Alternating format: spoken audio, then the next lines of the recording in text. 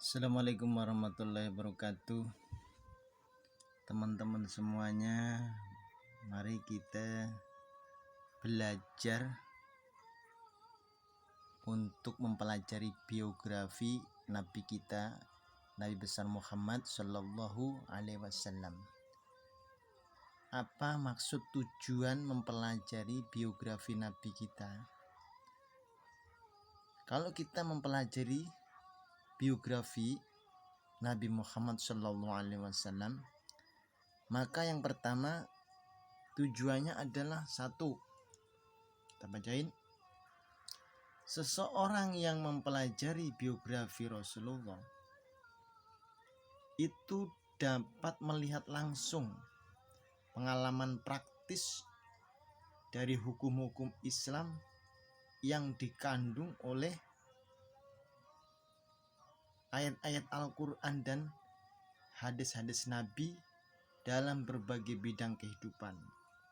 Jadi seorang kalau mempelajari biografi Rasulullah itu akan mampu melihat langsung pengalaman praktis dari hukum-hukum Islam yang dikandung oleh ayat-ayat Allah, ayat-ayat Al-Quran dan hadis-hadis Nabi dalam berbagai bidang kehidupan. Yang kedua, untuk apa kita mempelajari biografi Nabi kita?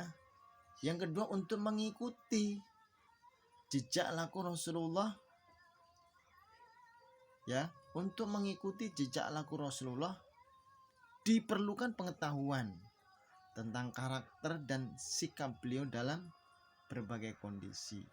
Alasannya, pengetahuan inilah yang akan mendorong seseorang untuk mencintai beliau, ya, kemudian meneladaninya dalam berbagai sikap dan keadaan. Bila sudah demikian, ia akan mendapat pahala yang telah disiapkan oleh Allah untuk siapa saja yang dengan tulus mengikuti dan meneladani beliau. Allah berfirman, sesungguhnya telah ada pada diri Rasulullah itu suri tauladan yang baik bagimu, yaitu bagi orang yang mengharap rahmat Allah dan kedatangan hari kiamat, dan dia banyak menyebut Allah. Quran surat Al-Ahzab 21. Itu yang kedua.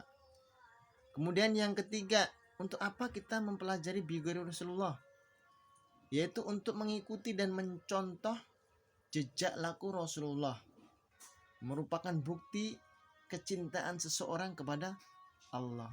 Jadi kalau kita mengikuti, mencontoh jejak laku Rasulullah, itu merupakan bukti kecintaan seseorang hamba kepada Allah.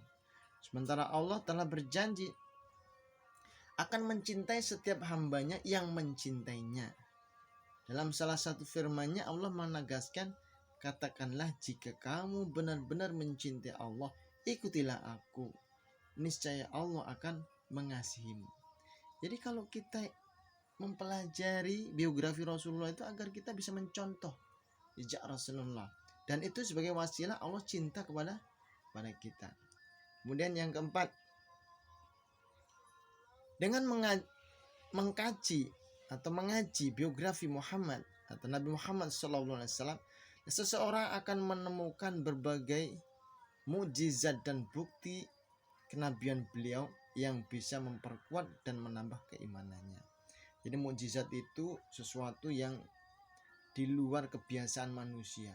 Itu akan membuat kita semakin takjub, semakin bangga kepada Rasulullah. Seperti mukjizat membelah bulan, ya kan, Isra Mi'raj, ataupun keluar dari tangannya air, atau bejana yang beri makanan sedikit tapi tidak habis-habis, atau mengeluarkan air yang sudah kering. Itu mukjizat-mukjizat Rasulullah, membelah bulan dan lain-lain. Itu membuat kita sebagai orang beriman semakin bangga, semakin cinta, semakin kagum pada Rasulullah. Kemudian yang kelima, untuk apa kita mempelajari biografi Rasulullah?